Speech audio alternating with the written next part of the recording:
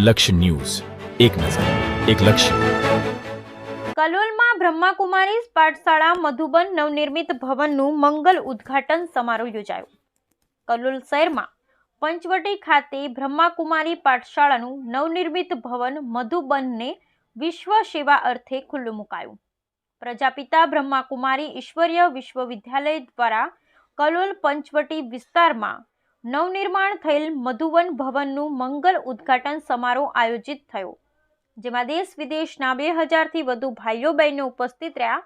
માનવીના ચરિત્ર સંપન્ન જીવન માટે અને મૂલ્યનિષ્ઠ સમાજની સ્થાપના હેતુ બ્રહ્માકુમારી સંસ્થા વિશ્વના 7 ખંડોમાં 155થી વધુ દેશોમાં 6500થી વધુ સેવા કેન્દ્રો દ્વારા ઈશ્વરીય સેવાનું ભગીરથ કાર્ય કરી રહેલ છે.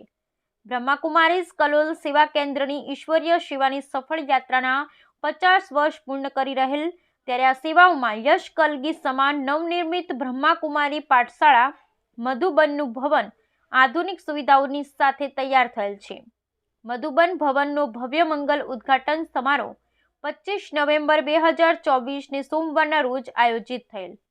આ પ્રસંગે બ્રહ્માકુમારી સંસ્થાના આંતરરાષ્ટ્રીય મુખ્યાલય માઉન્ટ આબુથી પધારેલ અતિરિક્ત મુખ્ય પ્રશાસિકા રાજયોગીની બ્રહ્માકુમારી જયંતી દીદીની વરદથી શિવ પિતા પરમાત્માનો ધ્વજ લહેરાવી અલૌકિક વિધિ સાથે મંગલ ઉદ્ઘાટન થયું. સાથે સાથે સેક્રેટરી જનરલ રાજયોગી બ્રહ્માકુમાર બ્રિજમોહનભાઈ તથા ગુજરાત ઝોન ઇન્ચાર્જ રાજયોગીની ભારત દીદીની મંગલ ઉપસ્થિતિમાં મધુબન ભવનનો મંગલ ગૃહ પ્રવેશ થયો. ઉદ્ઘાટન પ્રસંગે કલોલ શહેરના ધારાસભ્ય બકાજી ઠાકોર ઉપસ્થિત રહ્યા. કાર્યક્રમના ઉદ્ઘાટક રાજયોગીની જયંતી દીદીએ અતિરિક્ત મુખ્ય પ્રશાસિકા બ્રહ્માકુમારીઝે કલોલ બ્રહ્માકુમારીઝ પરિવારને ખૂબ શુભકામનાઓ આપતા કહ્યું, ખૂબ જ સુંદર સ્થાન મધુવન બનેલ છે. આ સેવા સ્થાન દ્વારા ગુજરાતના અન્ય જિલ્લા, તાલુકા અને ગામે ગામ સુધી પરમાત્માનો સંદેશો ફેલાશે.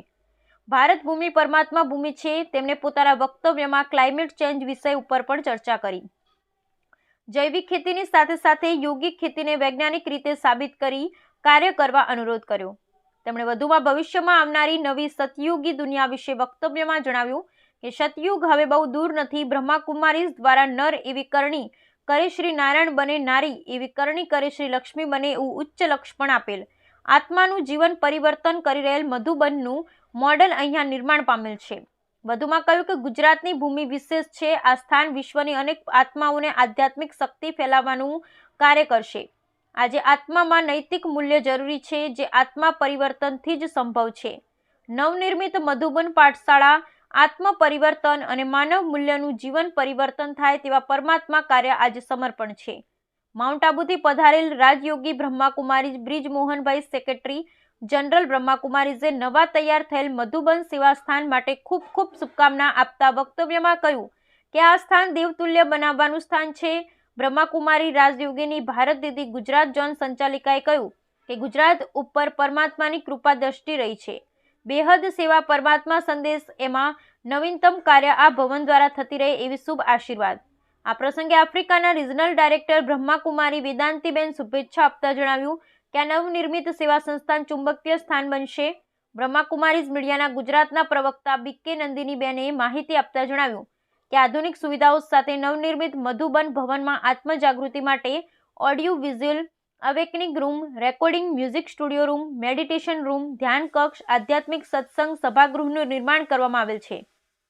આ પ્રસંગે મણિનગર સબઝોન સંચાલિકા બ્રહ્માકુમારી નેહાબેન, રાષ્ટ્રીય અધ્યક્ષ એન્જિનિયરિંગ વિગ મોહનભાઈ સિંગલ, કલોલ સેવા કેન્દ્ર સંચાલિકા બ્રહ્માકુમારીઝ અરુણાબેન તથા અન્ય વિશેષ અતિથિઓ ભરતભાઈ રાવ, પૂર્વ district governor Lions club, Nayanbhai Patel અગ્રણી બિલ્ડર કમલા અમૃત, ભરતભાઈ પટેલ અગ્રણી બિઝનેસમેન USA પણ વિશેષ ઉપસ્થિત રહ્યા.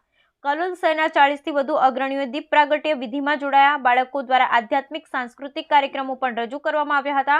બ્રહ્માકુમારી જિજ્ઞાસાબેને સૌનું હૃદયના ઉમળકાથી સ્વાગત કર્યું. બ્રહ્માકુમારી ડોક્ટર દામિનીબેને બ્રહ્માકુમારી વિવેકભાઈ કાર્યક્રમનું સફળ સંચાલન કર્યું. બ્યુરો રિપોર્ટ સંજય નાયક. ઓમ શાંતિ. બ્રહ્માકુમારી નંદિની, PRO બ્રહ્માકુમારીઝ ગુજરાત.